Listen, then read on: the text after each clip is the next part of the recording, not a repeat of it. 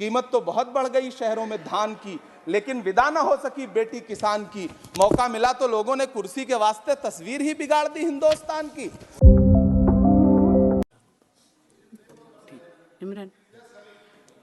Imran Pratapgarhi. Ma'am, मैं प्रधानमंत्री जी की। इमरान जी, you have 5 minutes. Ma'am 10 minute. You have 5 minutes. We requested chairman साहब, Okay. he allowed 10 minutes. Ma'am, प्रधानमंत्री जी की सैकड़ों बार थपथपाई गई मेज के बीच अंतरिम बजट पेश किया गया और बड़े बड़े दावे किए गए। देश ये कैसा बनाया आपने, लूट कर पैसा बनाया आपने, देखिए जलते दिए भी बुझ गए, अजब दीपक राग गाया आपने। मैम, पूरा सदन अमृत काल के बजट की चर्चा कर रहा है, मैं तो गरीबों की रोटी और दाल के बजट की चर्चा करूंगा। तुम्हारी फाइलों में गांव का मौसम गुलाबी है, मगर ये आंकड़े झूठे हैं, ये दावा किताबी है। मैं इस बजट को अमीरों का अमीरों के लिए पेश किया गया बजट कहूंगा। इसमें गरीबों के लिए कुछ है ही नहीं। नौकरी मांगने वाले नौजवानों पर लाठियां बरसाने वालों, आपने इस बजट में युवाओं को क्या दिया? आपने पुरानी पेंशन बहाली की मांग करने वालों को क्या दिया? सालों से अपने लिए छत तलाश रहे लोगों को आपने इस बजट में क्या दिया? और फिर आपको पूरी उम्मीद है कि पूरा देश आपके इस पेश किए गए बजट पे लहालोट हो जाए, तालियां पीटे, मंगल गान गाए। कैसे संभव है? मैं सदन में खड़ा होकर के इस बजट पे चर्चा करते हुए कहना चाहता हूं कि इस बजट में फुटपाथ पर रहने वाले, छप्परों में रहने वाले, झुग्गियों में रहने वालों के लिए क्या है, उनके लिए क्या है, जो प्रधानमंत्री के किए गए वायदों की बाट जोह रहे हैं।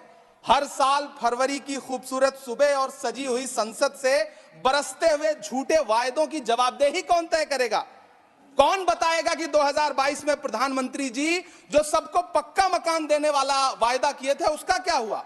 लोगों के सरों पर छत देने वाले प्रधानमंत्री जी के जुमलों से अलग उन्हें यह क्यों नहीं दिखता कि राज्यों में बैठे हुए उनके नुमाइंदे लोगों के सरों की छतें उजाड़ रहे हैं? उत्तर प्रदेश हो, असम हो, जम्मू कश्मीर हो, मध्य प्रदेश हो, भाजपा शासित राज्यों के बुलडोजर न सिर्फ लोगों के घरों को उजाड़ रहे हैं, बल्कि कुचल रहे हैं लोकतंत्र को, संविधान को, अदालतों के मेयार को। मैम, मैं आंकड़ों की बाजीगरी से अलग हट करके इस बजट पर एक बात कहना चाहता हूं। आंकड़े तो ऐसे हैं इस बजट के, ये कह रहे हैं 4 करोड़, वित्त मंत्री जी 3 करोड़ कहती है, प्रधानमंत्री जी 4 करोड़ कहते हैं। पहले तो आप इस झूठ में ही आपस में ही सलट लीजिए कि 4 करोड़ सही है या 3 करोड़ सही है। मैं आंकड़े तो ऐसे हैं इस बजट के मैम कि जो सुने वो बस पथराई आंखें लेकर किंग कर्तव्य विमूढ़ हो जाए। लेकिन झील में पानी बरसता है हमारे देश में, झील में पानी बरसता है हमारे देश में, खेत पानी को तरसता है हमारे देश में, जिंदगी का हाल खस्ता है हमारे देश में, दूध महंगा खून सस्ता है हमारे देश में। मैम, रोजगार, महंगाई, किसान, मनरेगा, पेट्रोल डीजल के दाम, गैस सिलेंडर के दाम, फसलों की एमएसपी की गारंटी, इन सब जन सरोकार की बातों से इस बजट का कोई लेना देना नहीं। हमारे ट्रेजरी बेंच के साथी हंगामा कर रहे हैं। मैं तो कहना चाहता हूं मैम, वो एक बार इनके एक नेता एक गांव में गए और उन्होंने गांव में कहा कि गांव वालों आओ, मैं तुम्हारी समस्याएं समाप्त करना चाहता हूं। गांव वाले इकट्ठा हो गए। नेताजी ने गांव वालों से कहा बताओ तुम्हारी 2 समस्याएं बताओ, मैं दोनों समस्याओं का यहीं पे समाधान करूंगा। तो गांव वालों ने कहा साहब हमारी पहली समस्या है कि हमारे यहाँ कोई हॉस्पिटल नहीं है। तो नेताजी ने मोबाइल निकाला, कहीं फोन मिलाया और मिला के फोन पे पता नहीं क्या कुछ कहा कि यहाँ गांव में हॉस्पिटल नहीं है, हॉस्पिटल तुरंत, यहाँ हॉस्पिटल चाहिए। गांव वाले खुश हो गए कि 1 मिनट में यहाँ हॉस्पिटल आ रहा है। अगली समस्या के बारे में उन्होंने, नेताजी ने गांव वालों से कहा कि मैंने आपकी पहली समस्या समाप्त कर दी, दूसरी समस्या बताओ। तो गांव वालों ने कहा साहब इस गांव में कोई भी मोबाइल का नेटवर्क ही नहीं है। ये है इनके काम करने का तरीका, ये है झूठ बोलने का तरीका। इन्होंने वायदे किए बड़े बड़े, जो 10 साल के इनके वायदे हैं मैं उनके बारे में बात करूंगा। वायदों से ज्यादा इनके नारों पे बात करूंगा। पहला नारा था बहुत हुई महंगाई की मार, अब की बार मोदी सरकार। आइए इस नारे की समीक्षा करते हैं। पेट्रोल, डीजल, गैस, ये तो बड़ी बड़ी बातें हैं। आटा, चावल, दूध, दही, पनीर, छाछ, सब चीज पे जीएसटी। अरे ये फिल्में टैक्स फ्री करने वाले लोग कफन तक पर जीएसटी लगा रहे हैं और ये गरीबों की बात करते हैं। मैम ये सरकार झूठ की सरकार है। ये सरकार के जितने दावे हैं सब खोखले हैं। आज प्रधानमंत्री जी कह रहे थे सबका साथ सबका विकास। ये कैसा सबका साथ सबका विकास है कि मौलाना आजाद नेशनल फेलोशिप आपने बंद कर दी, आपने माइनॉरिटी डिपार्टमेंट का बजट घटा दिया। आप कह रहे हैं सबका साथ सबका विकास। आप बात करते हैं बेटी बचाओ बेटी पढ़ाओ। हमारी आंखें हाथरस से लेकर कठुआ से लेकर के और देश की जंतर मंतर की सड़क वो देख रहे हैं जब हमारी ओलंपिक पदक लाने वाली बेटियों को प्रधानमंत्री की चौखट पे अपना मेडल रख देना पड़ रहा है। इससे शर्मनाक क्या हो सकता है। मैम कृषि विकास दर जो 2014 में 4.6% थी, इस वर्ष गिरकर 1.8 कैसे हो गई? क्यों हर दिन 31 किसान आत्महत्या करने को मजबूर हैं? ये सरकार उन पर क्यों बात नहीं करती? कीमत तो बहुत बढ़ गई शहरों में धान की, लेकिन विदा ना हो सकी बेटी किसान की। मौका मिला तो लोगों ने कुर्सी के वास्ते तस्वीर ही बिगाड़ दी हिंदुस्तान की और आज बड़ी बड़ी बातें कर रहे हैं। मैं यहां पर आपसे खड़ा होकर के मैं अंत में इतना कहना चाह रहा हूं कि वित्त मंत्री जी ने बजट में ट्रेनों के डिब्बे को वंदे भारत कोच में बदलने का एक प्रस्ताव रखा अपने भाषण में। ठीक है, ये सुनने में कानों को बहुत अच्छा लगता है, लेकिन मैम ये सरकार ट्रेनों की सुरक्षा के बुनियादी मुद्दों पर एक शब्द नहीं बोलना चाहती।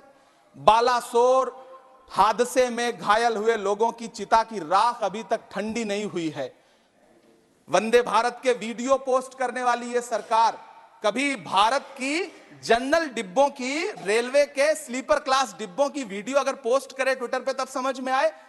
बिहार से, इलाहाबाद से, लखनऊ से दिल्ली आने वाली, मुंबई जाने वाली ट्रेनें देख लीजिए, उनकी हालत देख लीजिए, तो आपको लगेगा कि ये वही ट्रेनें हैं।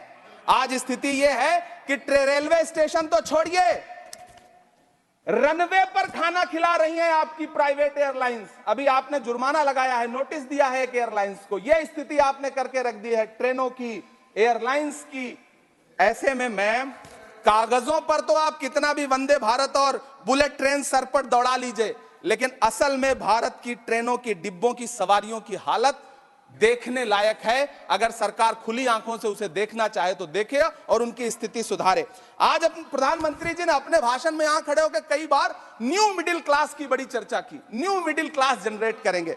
लेकिन मैं तो यहां खड़ा होकर के सरकार से कहना चाहता हूं कि न्यू मिडिल क्लास का जुमला अपने पास रखिए। यह बताइए कि जो पुराना मिडिल क्लास है उसके साथ आप कैसा व्यवहार कर रहे हैं। आज उसकी स्थिति क्या है?